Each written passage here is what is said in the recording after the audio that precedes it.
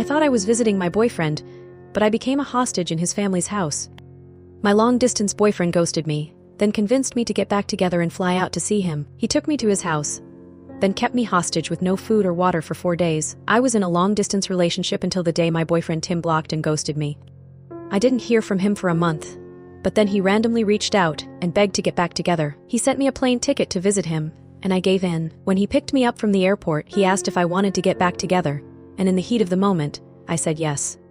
He drove me to his house, and as I was introducing myself to his parents, I got a notification warning me of a hurricane. The next morning it started, and Tim woke me up by shaking me and ordered me to come downstairs. When I did, he, his 2 brothers and sister, and his parents were holding a binder. They each read from this binder detailing why we shouldn't be together, and then he broke up with me. But that wasn't it. He said that due to the hurricane, I must stay inside for safety, but because I am not family, I won't be given anything. That included food, water, and even a bed, as apparently these were essentials for them. The cherry on top was that the hurricane was only scheduled to end in 4 days' time. That first night after the breakup was like something out of a nightmare. The hurricane was raging outside. The wind howled so loudly that I could hear it echoing through the house. The windows rattled, but inside it was worse. I had no choice but to sleep on the floor in the living room. They didn't offer me a bed, or even a blanket. I used my jacket as a pillow and wrapped my arms around myself to stay warm. The hardwood floor was cold and hard, and every time I shifted, I could feel the ache in my bones. My stomach growled. I hadn't eaten since the night before, but I wasn't allowed in the kitchen. Tim had made that very clear.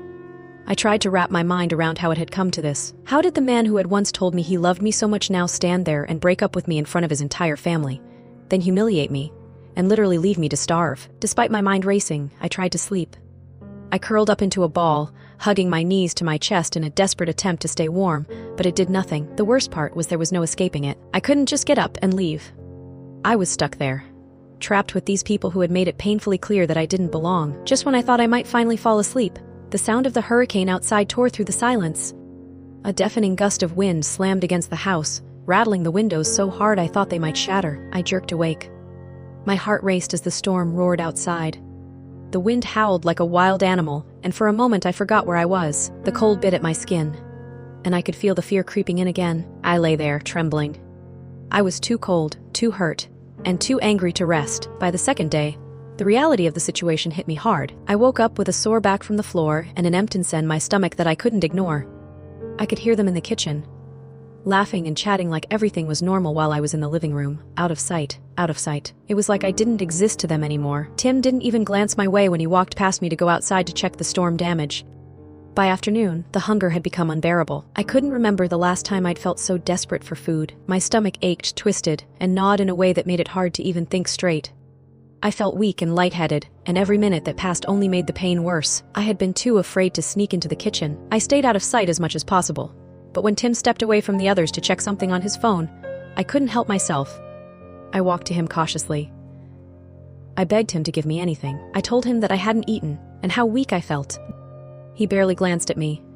His eyes were still fixed on his phone. "I told you, you're not welcome here anymore," he muttered. I told him that I was starving, and I just needed enough to get through the day. He finally looked up. For a moment, I thought I saw a look of guilt on his face, but it vanished as quickly as it had appeared.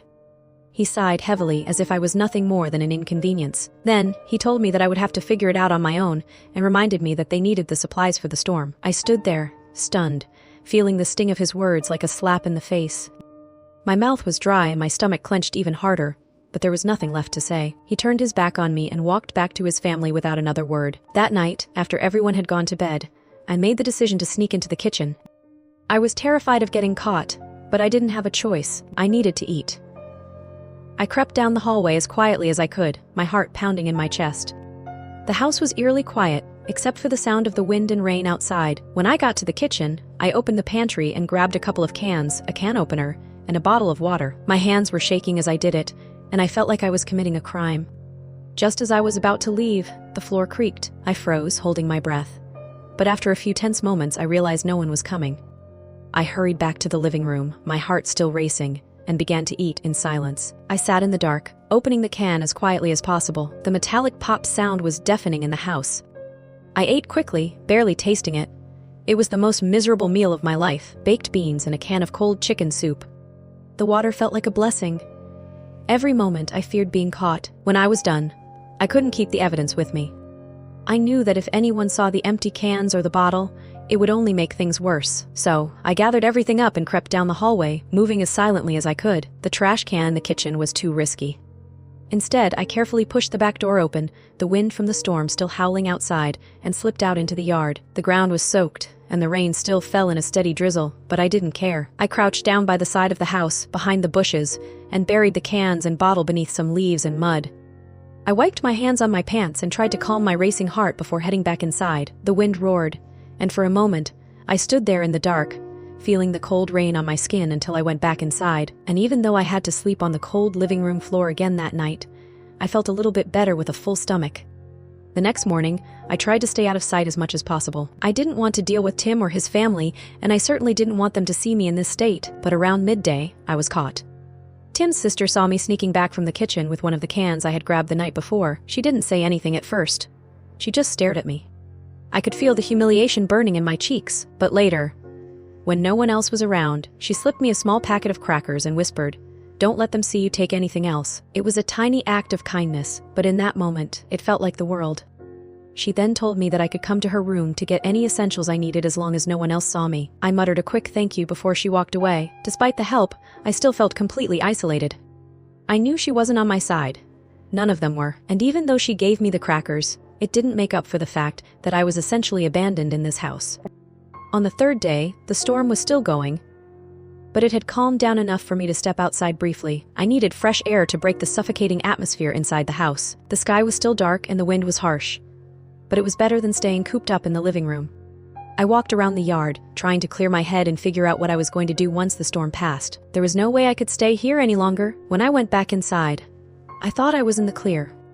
But as soon as I walked through the door, I found Tim in the kitchen. While his back was turned, I looked at the sister's room door down the hall. I had noticed earlier that her bedroom door had been left slightly ajar when I passed it, and I made a plan. I would sneak in and see if she had anything that I could take without being caught. Carefully, I moved down the hallway, past the kitchen, my heart pounding as I inched closer to her room. Tim's voice echoed faintly, but I couldn't focus on what he was saying.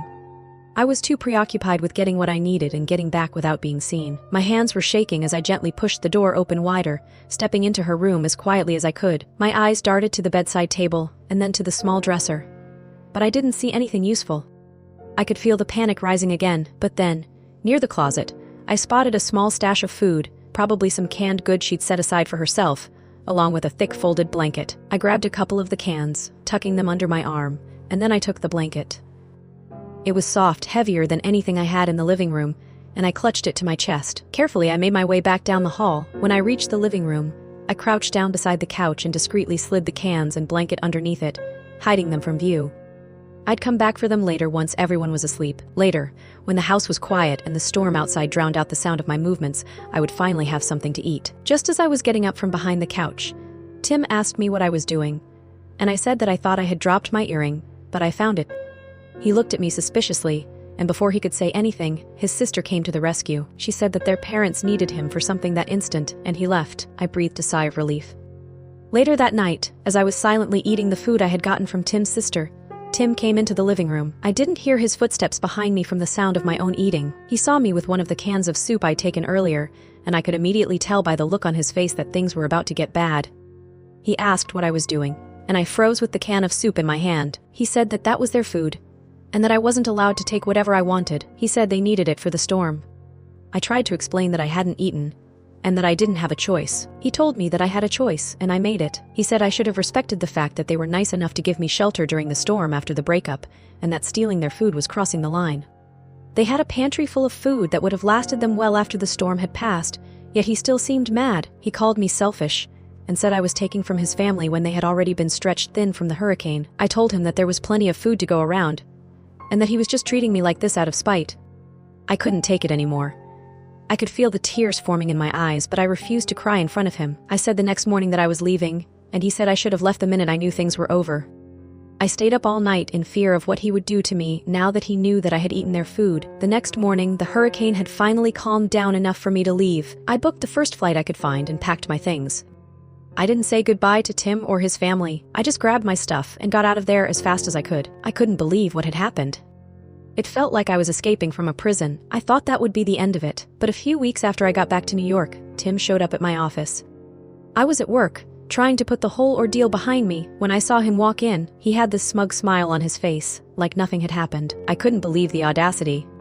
He walked up to my desk and started talking like we were still on good terms. He said he'd been thinking things over and wanted to try again, clear the slate between me and him.